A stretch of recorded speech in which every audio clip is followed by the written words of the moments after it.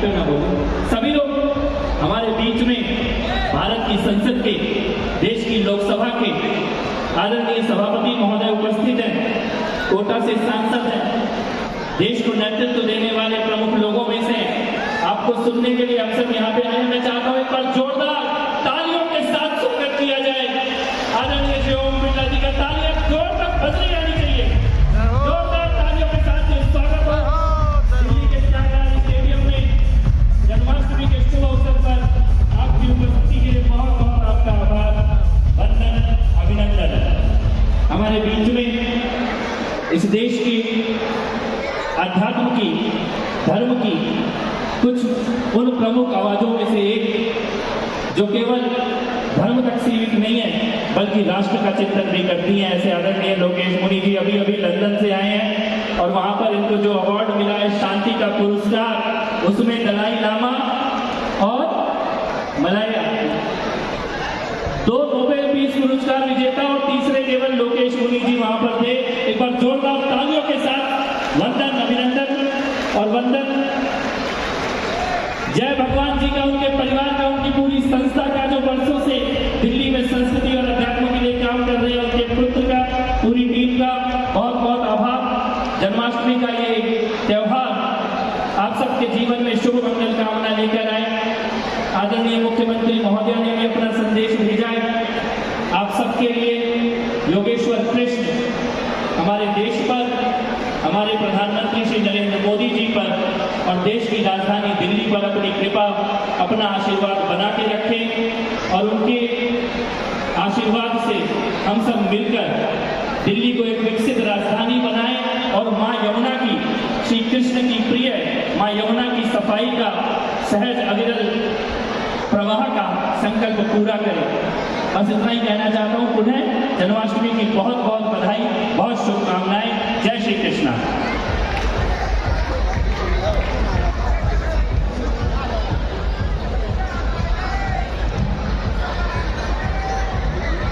बहुत बहुत आभार श्री कपिल जी, बहुत धन्यवाद आपको। अब हमारे मन में बधाई और अपने आशीर्वचन आपने हम सभी तक पहुँचाए हैं, अपने विचार हम सभी तक साझा किए हैं। हम निवेदन करना चाहेंगे कि संतों का भी आशीर्वाद करना चाहिए, उनकी भी कृपा बरसनी चाहिए। आदरणीय श्री लोकेश मुनि जी से निवेदन है कि 2 शब्द प्रयास नहीं करें।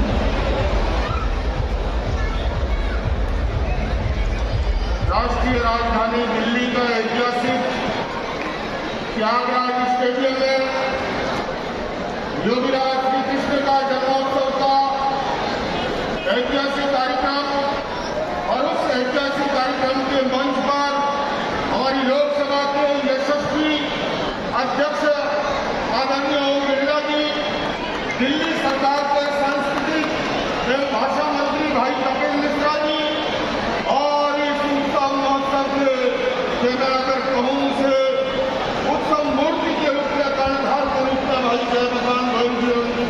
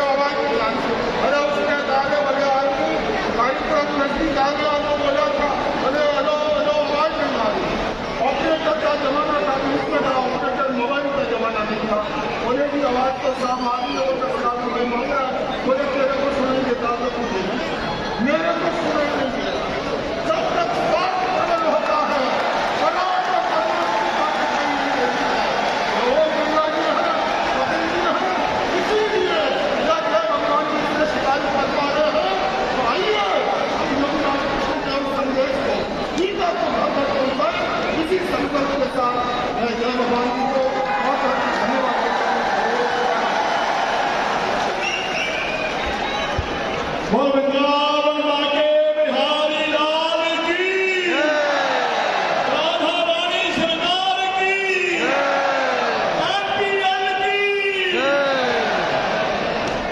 मंच में विद्यमान हमारे परम पूजनीय पूरे देश को, पूरे देश के ऐसे ऐसे सांसद जो संसद देना नहीं, चलने नहीं देना चाहते, उनको भी डंडे से ठीक करके पूरी दुनिया में भारत का झंडा गाड़ने वाले ऐसे हमारे लोकसभा स्पीकर जी का मैं हार्दिक अभिनंदन और स्वागत करता हूं। इसके साथ साथ हमारे कपिल जी, हमारे छोटे भाई, और इस वक्त दिल्ली सरकार में बहुत महत्वपूर्ण डिपार्टमेंट को संभाल रहे हैं। जन्माष्टमी के इस कार्यक्रम में इस बार भाई कपिल जी का जो मंत्रालय है उसका भी सहयोग हमें मिला है। मंच पे विद्यमान हमारे संतगण, हमारे सभी सहयोगीगण, आदरणीय माता बहनों बंधुओं, हमारा ये 22वां कार्यक्रम है। इस बार का कार्यक्रम MPL के रूप में हमने शुरुआत की है। भगवान कृष्ण की कृपा से, राधा रानी के आशीर्वाद से अगला जो कार्यक्रम होगा वो इससे बहुत विशाल होगा और कम से कम 1 हफ्ते का कार्यक्रम रखा जाएगा। 1 हफ्ते का कार्यक्रम रखा जाएगा। ये कार्यक्रम ऐसे होते रहे, सनातन का प्रचार प्रसार होता रहे। भगवान कृष्ण ने आज से लगभग 5,500 वर्ष पूर्व ये मटकी फोड़ लीला की थी। इसके पीछे मकसद क्या था कि हम सब एक हैं, कोई जाति नहीं, कोई छोटा नहीं, कोई बड़ा नहीं, सब मिलके मटकियां फोड़ते थे। जब मटकी फूटती थी सब मक्खन चाटते थे। तो ये संस्कृति, संस्कार कि हम सब सनातनी एक हैं, ये उनकी लीला थी समाज को एकजुट करने की। तो ये लीला ऐसे ही चलती रहे। हमारे बीच में स्पीकर साहब भी हैं, हमारे बीच में मंत्री जी भी हैं। मैं आप सबको, खासकर हमारे बिरला जी को, कपिल जी को ये अनुरोध करना चाहूंगा कि भारत सरकार ने खेलो इंडिया में 28 खेलों को रखा हुआ है, जो हमारे देश के भिन्न भिन्न भागों में अलग अलग तरीके से खेली जाती है। और हर खेल में किसी में 11, किसी में 12, किसी से 15 खिलाड़ी होते हैं। मगर जो हमारा मटकी फोड़ का प्रोग्राम है, इसे कम से कम 30 से लेकर 50 हमारी जो टीम भावना के साथ बच्चे बच्चियां काम करते हैं, इससे बड़ी कोई टीम नहीं हो सकती। इसलिए मेरा अनुरोध है कि हमारी जो ये MPL है, मटकी फोड़ लीग है, इसको खेलो इंडिया में 29वां स्थान दिला करके पूरे देश में इसका प्रचार प्रसार हो, ताकि हमारी धर्म और सनातन की संस्कृति, भगवान कृष्ण का दिखाया हुआ रास्ता हम सब, हमारी बेटियां, हमारे बच्चे पकड़ करके हम देश को विकसित भारत बनाने में आगे आए। हमारे प्रधानमंत्री जी का विजन है कि 2047 में भारत को विकसित भारत बनाना है, भारत को विश्व गुरु बनाना है। इसलिए हम सबका भी कहीं ना कहीं योगदान है और रहेगा। इसलिए मैं अनुरोध करना चाहता हूं कि इसको खेलो इंडिया में शामिल करके हमारे गांव-गांव के बच्चों को प्रोत्साहन दिया जाए, ताकि हमारी ये पुरानी संस्कृति पूरी मजबूती के साथ पूरी देश में खड़ी हो। मैं बिरला जी का और कपिल जी का और जितने भी हमारे संतगण, हमारे बंधु सहयोगी यहाँ पर आए हैं, उन सबका मैं हार्दिक दिल से अभिनंदन करता हूँ, स्वागत करता हूँ और सबको भगवान कृष्ण के पवित्र उत्सव की बहुत बहुत बधाई देना चाहता हूँ। और वृंदावन बांके बिहारी लाल की, राधा रानी सरकार की, आज के आनंद की, परमानंद की, जय जय श्री राधे श्याम। माननीय ओम बिरला जी। बोलो बांके बिहारी लाल की जय। श्री कृष्ण जन्मोत्सव में पधारे सभी धर्म प्रेमियों को भगवान श्री कृष्ण की जन्मोत्सव की बहुत बहुत शुभकामनाएं। भगवान श्री कृष्ण हमको जीवन जीने की राह बताते हैं। उनकी भगवत गीता का ज्ञान हम सबको जीवन के सार के रूप में, एक जीवन दर्शन के रूप में भगवान का सार देता है। और इसीलिए भगवान श्री कृष्ण के भक्त हमेशा उल्लास, उमंग और खुशी में रहते हैं और जीवन जीने की जितनी भी चुनौती कठिनाई आए, उस चुनौतियों कठिनाई को साहस, उस चुनौतियों को ताकत के साथ करने का सामर्थ्य भगवान श्री कृष्ण के गीता ज्ञान में है। आप सबको श्री कृष्ण जन्मोत्सव की बहुत बहुत शुभकामनाएं, बहुत बहुत धन्यवाद। वृंदावन बांके बिहारी लाल की राधा रानी सरकार की, हमारे संतों की, हमारे भक्तों की, हमारी बेटियों की।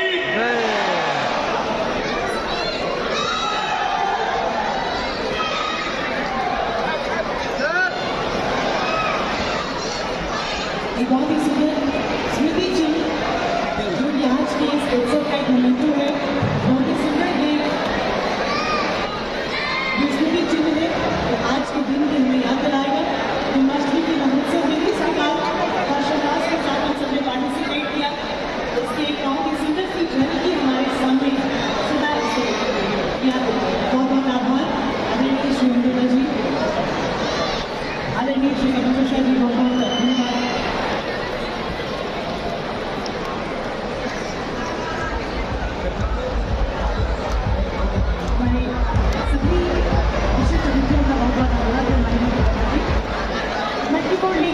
अभी यहीं से कंटिन्यू करते हैं और जो टीम्स फाइनल में पहुंची है उनको नंबर के भेजने का बंधन से आ चुका है। डबल 860 168